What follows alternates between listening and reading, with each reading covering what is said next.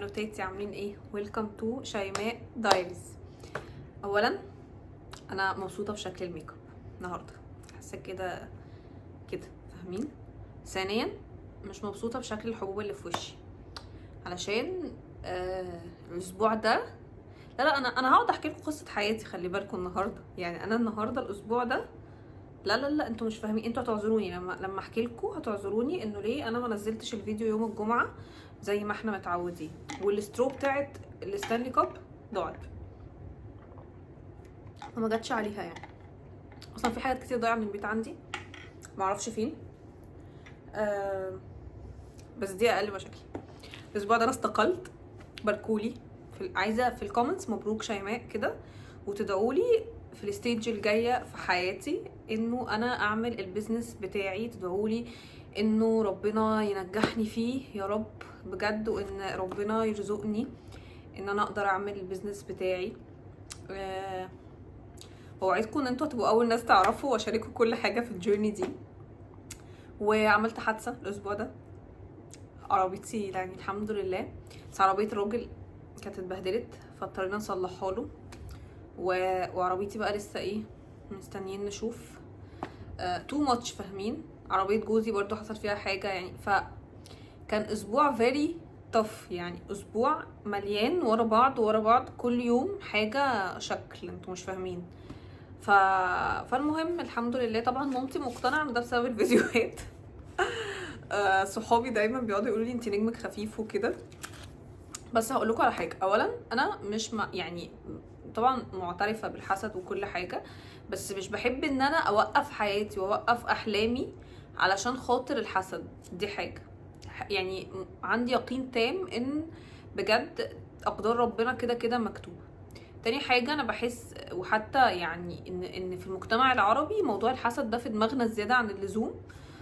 فبنجذبه، يعني عارفين بيبقى ده ظننا بربنا فتفضلوا كده. فبحس إن ده برضو جزء كبير قوي ليه علاقة بموضوع الحسد، وقد يكون تقصير مني. يعني أنا بعترف أنا الفترة دي مقصرة جدا في العبادات، مقصرة في الأذكار. كنت متعودة إن أنا اقرا سوره البقره، في حاجات كتيره قوي. وانا كشيماء ما بحبش، يعني انا عندي يعني ما بحبش الناس اللي هي بتقعد تخبي وتخاف قوي من الحسد وتحسس قوي في كلامها وكده. يعني انا مش الشخصيه دي، وما بحبش الشخصيات اللي هي كده، اللي هم الشكائين والبكائين والدنيا تبقى تمام. بحسه يعني بحس برضو يعني اما بنعمه ربك فحدث يعني. ف بس فده كده كان الاسبوع ده، فكان اسبوع تقيل قوي. ولكن النهارده موضوعنا عن الاستقاله. وبعد 9 سنين شغل جايه اشارككم كل الحاجات اللي اتعلمتها. انا بقالي 9 سنين بشتغل، والله العظيم انا اصلا مستغرباني. هقول لكم، اشتغلت اول شغلانه خالص وانا عندي 19 سنه، انا عندي 29 سنه دلوقتي. 19 سنه اشتغلت في صيدليه لما كنت بدرس طب بيطري. وبعدين سافرت المنحة، سمعوا الفيديو بتاع قصتي وكده، وبعدين رجعت اشتغلت تاني. فبقالي كتير قوي بشتغل، وحظي ما كانش احسن حاجة خالص في الشغل. بقول لكم انا النهارده مش قادرة ابص على التايم، فانا هتكلم معاكم بقى واسمعوا الفيديو للاخر بجد، يعني عشان انا فعلا عايزه اتكلم معاكم. يعني اللي هيزهق من كلامي وكده يعملوا على 2 اكس. المهم، انا بحس ان انا من الشخصيات اللي كانت بتعافر طول الوقت في الشغل، وكانت رابطه قيمتها قوي قوي قوي بالشغل. يعني انا كانت الحاجه قيمه شيماء هي في الشغل، قيمه شيماء في اللي هي بتعمله في الشغل، دي قيمتي. يعني انا معرفش حاجه تانية، هي دي قيمتي. واللي رابطه كل حاجه بيها. وانا ما كانش من الناس اللي حظها سعيد قوي في الورك انفايرمنتس او في بيئات العمل. هي بيئه العمل فعلا سوق العمل، يعني هو ليترلي سوق. فانا ما كنتش من الاشخاص المحظوظه خالص. يعني للناس القريبه قوي اللي تعرف حتى الاماكن اللي انا اشتغلت فيها، المديرين اللي انا اشتغلت معاهم وكده في حياتي كلها، مثلا مفيش غير مديرتين بس، يعني هما اللي اكون لهم كل الفضل وكل التعليم. يمكن في حاجات كتيره قوي اشتغلتها وعمرها ما اتنسبت ليا، وعمرها ما تعرف ان انا اللي عملت الحاجات دي، وانا تمام. يعني انا سبت في الاخر ده عند ربنا، بس ده اذاني كتير قوي في حياتي. ولما جيت قررت ان انا خلاص انا مش هربط قيمتي بالشغل، كانوا بدأوا بقى ان هم يبصوا على السوشيال ميديا بتاعتي، ان هو انت ايه ده انت عندك سوشيال ميديا وانت مش بتستخدمي السوشيال ميديا في ان انت تسوقي لنا احنا. يعني في اماكن كانت بترفض ان انا اطلع اتكلم عشان ما بقاش انا اللي في الصوره. تمام، سكت انا بقى، يعني قلت خلاص انا هعمل حاجه بتاعتي هواياتي كده وافصل ده عن ده. زعلوا بقى، قال لك لا ليه انت ما بتتكلميش عننا. فانا قررت ان انا كفايه، يعني الواحد قوم اماكن ونجح اماكن كتير وعمل حاجات بملايين يعني. وانا حاليا struggling financially. يعني struggling financially بالعربي يعني ايه؟ يعني مش في احسن وضع مادي. لانه كان دايما كنت دايما بستخدم الفلوس. مش عارفه بصراحه ده استخدام خاطئ ولا لا، انا بتكلم معاكم يعني وبناقشكم. انا شايفه ان انا بصراحه اتبسطت بالفلوس. يعني في اوقات كنت باخد سالاريز محترمه جدا جدا واستخدمت السالاريز دي في ان انا احسن من طريقه لبسي، احسن من الميك اب بتاعي، احسن من السكين كير بتاعي. شايفه ان انا اي انفستد في نفسي بصراحه، استثمرت في نفسي. واستثمرت في ان انا احط نفسي في مستوى اجتماعي احسن. واتبسطت، يعني اتبسطت جدا، رحت اماكن احلى، سافرت اماكن احلى، كل الكلام ده. فحاسه ان انا اتبسطت يعني بالفلوس دي. ممكن ما اكونش اكتر حد حوش في الدنيا او كده، بس at the same time انا عندي اقتناع انه كده كده رزقنا مكتوب زي ما قلت لكم، كده كده ربنا بيرزق. وانا مفيش ولا مره ربنا سابني فيها، يعني مفيش فعلا مره ربنا سابني فيها. حتى في الاوقات اللي انا كنت يعني عندي سوء ظن في ربنا، كنت بحس ان انا من كتر ما ربنا مثلا كرمني او رزقني بحاجه او كده، كنت ببقى مكسوفه من انه ازاي كرم ربنا كبير قوي كده. المهم، مقدمه طويله، ولكن خليني اتكلم عن اللي اتعلمته في ال9 سنين شغل دول، عشان يمكن تفيد اي حد في بدايه الكارير جيرني بتاعتها وما تقعش في نفس الغلطات هوبفلي يعني ان شاء الله. المهم جيت لكم بصوا هو لونه بلاك عموما، دي بتاعت بالظبط. بس عارفين بقى مين شاف على تيك توك لينا، اللي هي لينا بني حمد، اللي هي مرات باباها كانت بتعذبها وكده، وطلعت جابت دفتر وقالت ايه عن العهري اتحدث نجاح بني حمد. فانا عملت لكم النقط كلها اللي يعني عن سوء العمل. تمام، وقلت بقى ايه ما بدهاش اقول لكم كل التجارب وكل الحاجات اللي انا عديت بيها اللي تخليكم ان شاء الله تستفادوا من النقط دي وتفرق في حياة كل حد. طيب، اول نقطة هي شطارتك مش كفاية. يعني ايه شطارتك مش كفاية؟ يعني في حاجات كتيرة جدا غير الشطارة وغير التكنيكال سكيلز. اولا التكنيكال سكيلز انك بتعرفي تعملي الحاجة مهمة جدا، ولكن دي سهلة قوي قوي قوي انك تتعلميها. بس في كومبو كده شوية حاجات لازم تبقى مع الشطارة. اول حاجه الاتيتيود. جماعه الناس ما بتحبش تشتغل مع ناس اتيتيودها يقرف. في ناس اتيتيودها صعب التعامل معاه، صعب ان هم يعني ممكن بقى يبقوا قلالات الذوق، يبقى الاتيتيود عندهم حاجه كده اسمها عندهم اتيتيود. هم بتشوفوهم طول الوقت بيشتكوا، طول الوقت ما بينفذوش اللي هم بيقولوه، بيتاخروا في التسليمات بتاعتهم، طريقتهم في الكلام مش حلوه. فالاتيتيود وطريقتك ده مهم جدا جدا جدا في التعاملات في الشغل. برضو ان انت يبقى عندك نتورك، ان انت يبقى عندك علاقات، وان انت كل مكان تطلعي منه بعلاقات ونتورك، وان انت تروحي مثلا اماكن تتعرفي فيها على ناس وتشرحي لهم انت بتعملي ايه. صدقوني النتورك من اهم الحاجات.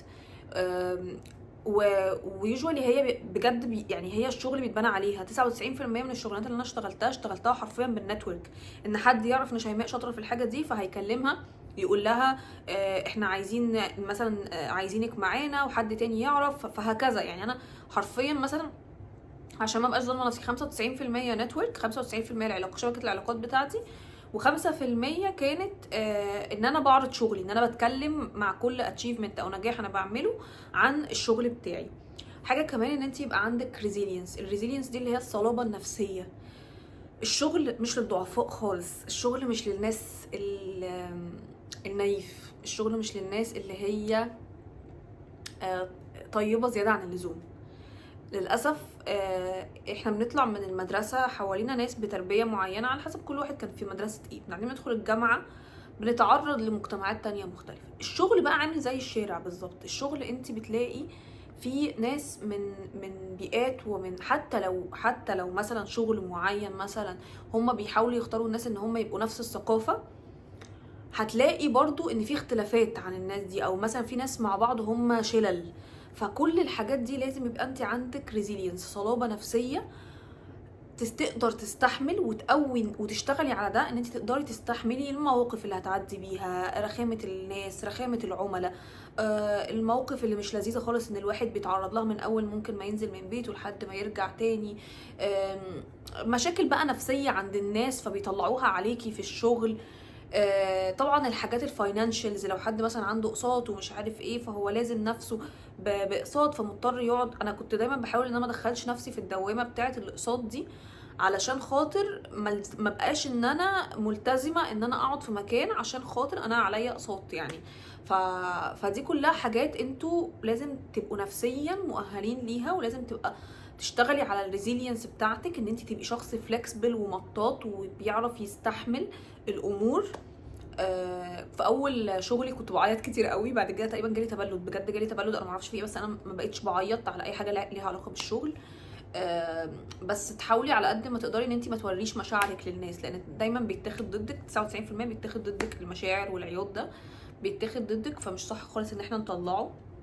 طريقه كلامك ولغتك، كل مره بقعد اقول لكم الكلام ده، بس طريقه كلامك، طريقه كلامك ان انت تبقي طريقه كلامك طريقه ديسنت، طريقه محترمه. ومحترمه ده مش اللي هو الاحترام اللي هو انا يعني مش عارفه اوصلها لكم، بس طريقه ديسنت. ما ينفعش ان انا ابقى بشوح بايدي، ما ينفعش في طريقه كلام كده اللي هو ايه مش يعني، لا احنا ما بنتكلمش بالطريقه دي. وحاولي لو انت البيئه اللي المحيطه بيكي مش بتعلمك ازاي تتكلمي كده، اتفرجي على ناس بتتكلم كده، اتفرجي على ناس طريقه كلامها مختلفه. عقلنا بيلقط قوي يا جماعه لما احنا بنسمع ناس مختلفه، وبنسمع فيديوز وبنسمع ونشوف ناس وكده، عقلنا بيلقط طريقه الكلام دي وتدربي عليها. ودايما بقولها ان هي انت ربي نفسك، يعني لو انت ما تعلمتيش الحاجات دي في بيتك فحاولي على قد ما تقدري ان انت تربيها لنفسك وتحسني انت من نفسك. لغتك، الانجليش مش لوكسجري، مش لوكسجري. هعمل لكم ان شاء الله، هحاول اعمل لكم فيديو عن يعني انتوا ازاي تتعلموا انجليش، بس بجد انا اتعلمت انجليش من المسلسلات يعني والانجليش بتاعي اتحسن بالوقت، اخد وقت اكتر عشان انا ما كنتش بدرس لغات. فالانجليش مهم جدا جدا جدا في الورك انفايرمنت، مهم بطريقه انتوا لا تتخيلوها. شئنا ام ابينا، يعني هل دي حاجه صح، هل دي حاجه غلط؟ لا، وبيتقيم عليها للاسف حاجات كتيره جدا وهي مطلوبه، لانه في شركات وبزنسز بتتعامل مع نوع معين من الكلاينتس، هو مش بيتنك او مش بيبقى بيوري نفسه بالانجلش، هو ما بيعرفش يتكلم غير انجلش، هو حد اتربى في مدارس يعني مدارس اجنبيه، دخل جامعه اجنبيه، فما بيعرفش يتكلم غير انجلش، مش عشان خاطر هو عايز يوري ان هو قد ايه الانجلش بتاعه تحفه، او مثلا بيشوف نفسه على حد. فالكلاينت ده بيبقى عنده مثلا قوه شرائيه، فالشركه بتتعامل معاه، فمهم ان الشخص اللي يبقى بيتعامل معاه يبقى بيعرف يتكلم نفس اللغه ونفس الطريقه ونفس الاتيتيود. فدي حاجه مهمه جدا لازم تشتغلي عليها. تاني نقطه هتثير الجدل، اللي بيقلل منك هو غيران منك، واللي بيقلل منك مشكله عنده هو، تمام؟ عشان انا وقعت في ده. اللي بيقلل منك ده هتقعدي كده مع نفسك تقولي ان انا قليله، وندخل بقى في دايره من انا قليله، لا ناقصني ايه، واقعد اجري ورا حاجات وهميه، تمام؟ وتكتشفي في الاخر انه اللي بيقلل منك ده غيران منك. طب شيماء، الشخص ده عنده كل حاجه، عنده كل حاجه في الدنيا، هو غيران مني ليه؟ علشان انت عندك، ممكن تبقي انت عملتي الحاجات دي لنفسك، اشتغلتي على نفسك، عندك قبول، الطاقه بتاعتك حلوه، الانرجي بتاعتك لما تدخلي مكان الناس كلها بتحبك، بتحب تسمعك، بتحب تسلم عليكي، شخص محبوب، ربنا اداكي ده. فمش دايما ان الشخص بيوريهولك او الطريقه اللي الشخص بيعاملك بيها مشكله فيك انت، هي اكشلي مرايه، يعني هو مشكله في الشخص ده، ومشكله فيه هو، وفي طريقه تعامله، وفي الطاقه بتاعته هو، يعني في الانرجي بتاعته هو. وما تاخديش الموضوع بشكل شخصي ابدا، يعني تدعي لهم كده، تقولي قبل ما انام يا عيني بجد ربنا يكون في عونهم، هم ازاي بيناموا. تالت نقطه، بطلي تخافي واسمعي الصوت اللي جواكي.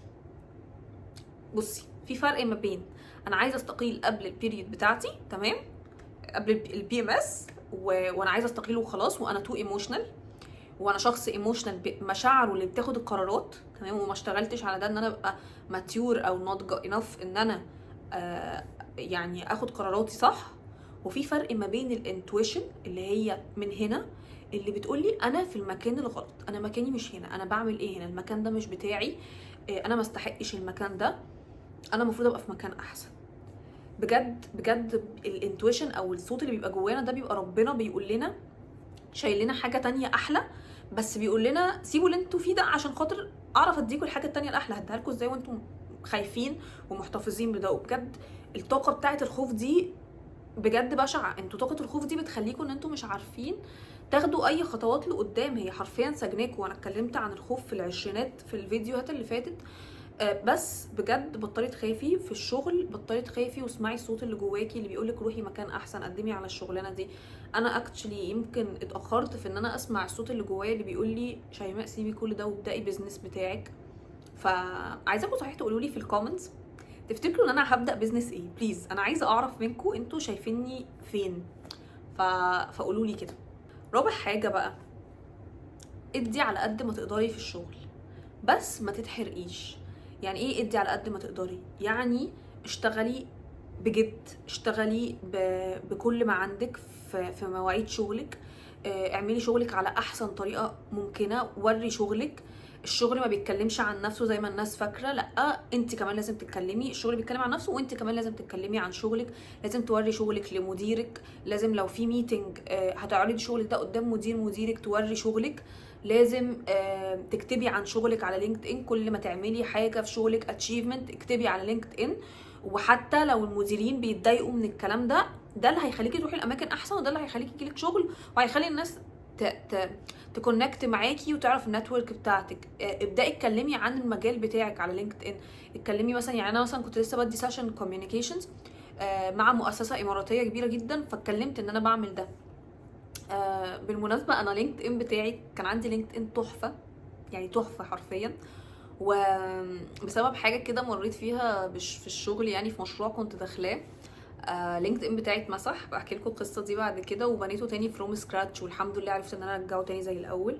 لو عايزيني برضو اعمل لكم فيديو عن ازاي تعملوا لينكد ان كويس، انا ممكن اساعدكم في ده. بس كنت بقول لكم انه ان انت بجد مفيش حد هيتكلم عن شغلك، يعني انت لازم انت اللي تتكلمي عن شغلك، ولازم انت توري شغلك، ولازم بجد تشتغلي كويس قوي قوي، بس عشان خاطري ما تتحرقيش، عشان خاطري ما تديش اكتر من اللازم.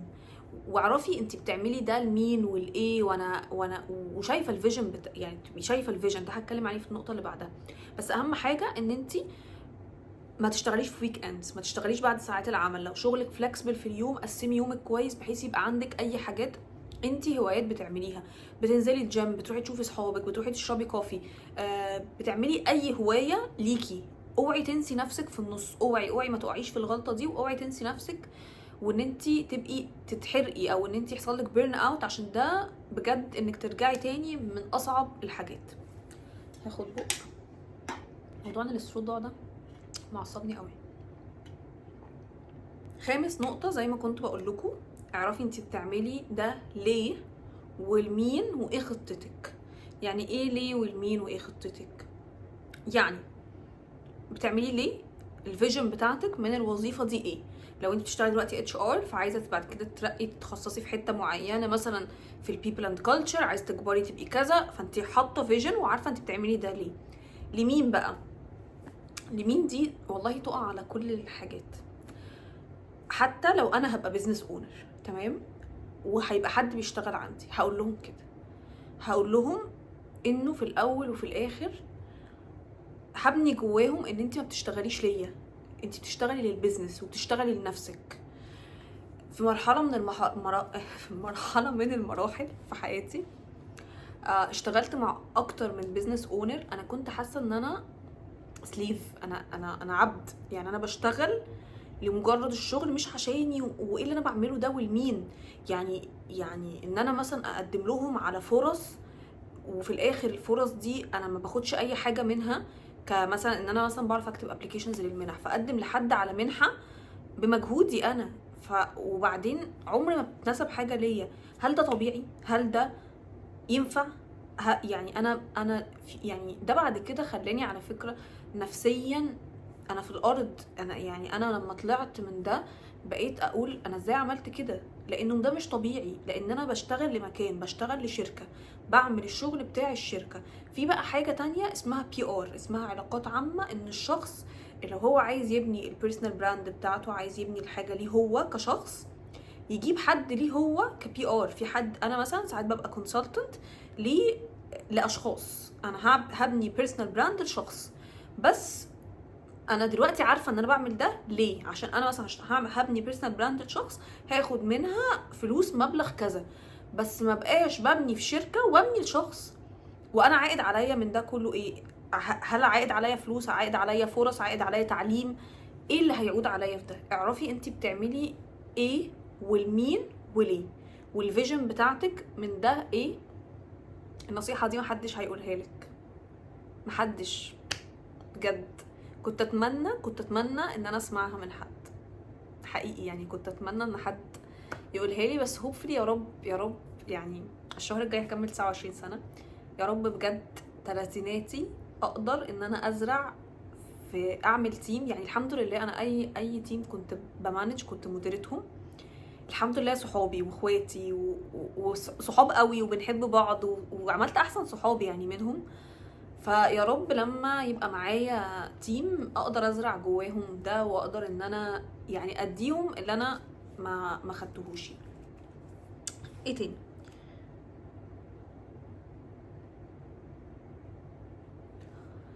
سادس حاجة، اتعلمي تطالبي بحقك، علشان الناس ما بتقدرش اللي ما بيطلبش حقه. يعني ما تفتكريش ان انتي تقولي انا بشتغل زيادة فهم هيزودوا لي المرتب بتاعي، او هم هيعرفوا لوحدهم ان انا محتاجة الفرصة السفر دي، او هم هيعرفوا لوحدهم ان انا محتاجة اروح اخد الكورس ده. لا، محدش هيعمل كده الا شفتها مثلا في 2 ولا حاجة 2%، محدش هيعمل كده. فانت لازم تروحي تقولي انا عايزه زياده في المرتب عشان انا بعمل 1 2 3 تمام، وعايزه توقيت معين اخد فيه الزياده دي في المرتب. انا محتاجه اخد الكورس ده عشان الكورس ده هيخليني احسن في الشغل كذا. انا محتاجه انه اسافر الفرصه دي عشان هعمل منها نتورك، النتورك دي هتفيد الشركه. يعني لازم برضو ان انا ابقى بتكلم، بس مش الافاده ليا، لازم اقول برضو ان ده لما انتوا تعملوا معايا ده هيفيد الشركه ازاي، وابقى انا عامله اللي عليا كويس قوي برضو قبل ما اروح اطالب بحقي. يعني ما اروحش اطالب بحقي وانا مش عامله اللي عليا، ابقى انا عامله اللي عليا وزياده، وعارفه ان انا لو سبت المكان ده انا هيجي لي اوفر في حته تانية، ووقتها اطالب بحقي. يعني وقتها لما انا ابقى عامله اللي عليا وزياده اروح اطالب بحقي، بس ما توقعش ان انا ابقى عامله اللي عليا وزياده وحد هيجي يقول لي اتفضلي خدي حقك. لا يعني للاسف ده مش سوق العمل. فماشي. ايه تاني؟ سابع حاجه، ما تتكلميش عن حياتك الشخصيه في الشغل. نو، ما بنعملش كده. عندك اهو، تمام، كل المرات اللي بتتكلمي فيها عن حياتك الشخصيه في الشغل تتاخد ضدك. الناس مش سويه. يعني انا حاسه ان انا الفيديو ده بقول لك الحقيقه المر، بس الناس مش سويه للاسف. ما تفهميش بقى، هو الناس مش سويه، الناس ما بقتش متربيه، محدش عارف، محدش فاهم، محدش عارف ايه اللي حاصل الفتره دي في الزمن ده، بس الناس مش سويه. والناس ممكن تروح تتكلم عليكي، ممكن تروح تنقل حياتك لحد تاني. هتعملي صحاب في الشغل، دي النقطه اللي انا بتكلم عليها في الاخر، هقول لك عنها. بس ما تثقيش في حد بسهوله، ما تتكلميش عن حياتك الشخصيه في الشغل خالص خالص بجد، الا بعد حبه من الوقت تبقي انتي واثقه في الناس دي وعارفه عنهم كويس، وعارفه مين الكويس اللي ينفع تتكلمي معاه ومين اللي ما ينفعش تتكلمي معاه. تامن حاجه، لو عندك mental health issue، يعني عندك حاجه نفسيه، اكتئاب، مريتي مثلا بوردر لاين، باي بولر، اي منتال هيلث ايشو بتاخدي لها ادويه او كده، ما تقوليش ما تقوليش، عشان بالذات على فكره لو انت رايحه شركه كبيره، لو انت رايحه مع مدير اكبر، الناس اللي اكبر في السن ما بتتفهمش ده خالص للاسف والله، ولا الناس الاصغر يعني. بس عموما ما تقوليش، يعني ما تقوليش ان انت عندك منتال هيلث ايشو، علشان مش كل الناس سويه، في ناس بتستخدم ده ضدك، بيحصل للاسف. بيحصل انه يعني ممكن تلاقي شخص نرجسي فيبدا ان هو يتلاعب بيكي، ويتلاعب بافكارك ويتلاعب بيكي بقى فوق وتحت لحد ما انت تتدمري اكتر. فعشان المصالح، بصوا انا عايزه افهمكم حاجه، بيئه العمل في الاول وفي الاخر هي بيحكمها المصالح والفلوس، وهي طف قوي كده. انا عارفه ان انا بقول لكم هي طف. في مثلا والله العظيم انا في ناس اعرفها بتطلع تتكلم في البودكاست عن الاخلاق والادب والدين وحاجات كده، مصطلحات وانا اعرفها وبجد يعني اقول ايه ببقى اللي هو اجل يا سيدي. يعني انا حاسه ان الحلقه دي بجد عن العمر اتحدث، بجد اللي هو ببقى بصهم كده بجد ريلي، يعني ببقى عايزه اقول لهم فعلا يعني طيب تمام يعني. اللي عايزه اقوله لكم بس انه مش كل الناس تثقوا فيها، مش كل حد يسمع له كلمتين تمام يبقى هو الشخص ده ما حصلش وانا عايزه اروح اشتغل معاه. يعني انا لما نزلت فيديو الاستقاله على التيك توك بنات كتيره قوي بعتت لي انا عايزه اشتغل معاكي، انا عايزه، والله العظيم يشرفني، بس انا عمري ما هشغل حد وانا مش مأمنه له السالري بتاعه لمده سنه. انا معترفه ان انا اول ما هعمل البيزنس انا بجد هشيل كل حاجه لوحدي، لان انا معيش البادجت، مش هجيب حد واقعد اذله بالمرتب. جماعه انا وحياه ربنا يعني لا لا لا لا لا، في ناس بجد بتذلك بالمرتب. يعني تبقي انت طالع عينيكي وبتعملي كل حاجه في الشغل، ناقص ان انت تمسحي المكتب وتتذلي على المرتب بتاعك بتاع كل شهر. ما تعملوش في نفسكم كده، ما تشتغلوش في شركات. اتليست تديكي حقك من السالري، حقك من الفلوس. يعني ممكن يبقى حد بادئ في الاول فمش قادر يأمن عليكي وكل الكلام ده، بس لو هو حتى مش قادر يأمن عليكي تعرفي سمعة الشخص ده، سمعة الشخص اللي انت بتشتغلي معاه ده كويس ولا لا، هيديني حقوقي ولا لا، في كونتراكت ما بينكم، في ايميل يا ستي ما بينكم. لكن ما تروحيش تشتغلي كده مع حد وخلاص. يعني احنا ايه اللي ودانا للنقطه دي؟ انا بقول لكم انا الفيديو ده فضفضه وحياه ربنا، يعني محضره البوينتس وكده، بس عارفين بفضفض معاكم اكتر من اللي انا شفته والله. مهم، كنا بنتكلم على نقطه المنتال هيلث بس. فما تقوليش لحد، ما تقوليش لحد، خليها ما بينك وما بين نفسك كده. ايه، مفيش حد يستاهل، يعني فاهمين قصدي؟ مفيش حد يستاهل ان انتوا تعرفوه انتوا بتمروا بايه غير الناس القريبه قوي قوي منكم. يعني تاسع حاجه، شويه بوزيتيفيتي هتطلعي بجد باحسن صحاب من الشغل. انا صحاب عمري واقرب صحابي كلهم من الشغل، ناس محترمه جدا. عرفت ناس كتيره قوي قوي بجد كانوا في فرحي وكانوا كويسين قوي معايا وبجد صحابي حقيقي يعني، واقفين في ظهري. وربنا دايما بيرزقني كده في كل شغل بشخص او شخصين بطلع بيهم وبيكملوا معايا من مكاني ده. يعني عايزه اقول لهم بجد انا بحبهم قوي قوي قوي، واظن ان لولا وجود الناس دي في حياتي، ولولا ان وقفتهم جنبي، لولا ان هم يعني اخر شغل ده الناس اللي معايا اللي هم تحتي في التيم اللي هم انا مديرتهم، والناس المديرين اللي زيي كتبوا ايميلات عن قد ايه شغلي حلو قوي. انا يعني بحس انه بجد انا لولا الناس دي يمكن كنت I lost my mind في سوق العمل. يعني بجد كنت افتكرت بجد انه ساعات كنت بقول هو انا ليه اهلي ربوني بزياده. يعني كانوا دايما اهلي يقعدوا يقولوا لي الطيبه والاحترام والحاجات وحاجات كده يعني. وكنت دايما بشوف حتى بابايا في الشغل وكده ان هو دايما بحسه ان هو عمره لو في ايديه ان هو يأذي حد عمره ما بيختار ده. ودايما شخص طيب، وسمعته من اول ما اشتغل لحد ما طلع معاش وهو سمعته الشخص الطيب المحترم. فكنت اتربيت على ده، فافتكرت ان دي الحقيقه يعني. بس برجع اقول دلوقتي انه بجد والله ربنا برضو يكون في عون الرجاله اللي هي بتبقى ما عندهاش الرفاهيه ان هي تصحى من النوم الصبح، او البنات برضو، بس قصدي لو راجل مسؤول عن بيت وعن اسره وعن كده ما عندهوش الرفاهيه ان هو يصحى الصبح يستقيل عشان صحته النفسيه برضو يعني. فلا الموضوع مش سهل خالص، بس في نفس الوقت هتعرفوا ناس هيبقوا صحاب عمركم، هتعرفوا ناس بجد هم اللي بيقفوا في ظهركم وناس بتشجعكم. وانا بحاول اكون دايما الشخص ده، بحاول ان انا لو شفت حاجه حلوه في حد اروح اقول له انت شاطر جدا في كذا وبتعمل ده حلو قوي، لدرجه ان الناس في الاول بتستغرب بتفتكر انه انت ليه بتقولي لنا كده، وبعدين بيعرفوا ان انا والله بقول كده من جانب التشجيع او من جانب حسن النيه يعني. عاشر نقطه، ما تشتغليش في اماكن تحسي فيها ان المكان ده اقل منك عشان انت الفلوس، او عشان انت حاسه انه خلاص دي الفرصه اللي موجوده. ما تعمليش كده، عشان هتفضلي طول عمرك مش عارفه تدي المكان ده ومش عارف وحاسه ان انت ما تستاهلي مكان احسن، وهتظلمي المكان وتظلمي نفسك. يعني في الاول وفي الاخر حاجه هتتحط في البورتفوليو بتاعك. في الاول وفي الاخر الناس بتروح تتكلم عن بعض، يعني الناس بتروح يعني مثلا تلاقي الشخص ده بيروح يقول للشخص التاني مثلا عنك، فهتبقي روحتي مكان وما اشتغلتيش كويس، فلو حد سأل عليكي مثلا يرجع يقول مثلا انت ما اشتغلتيش كويس او ما قدمتيش وعلى ايه. فما تروحيش مكان انت شايفه ان المكان ده اقل منك. يعني روحي مكان تبقي انت حاسه ان انت المكان ده والناس اللي فيه والانفايرمنت وكل حاجه مناسبه ليكي. اخر حاجه عايزه اقولها لك، بنات الفرص وحياه ربنا الفرص كتير جدا جدا جدا.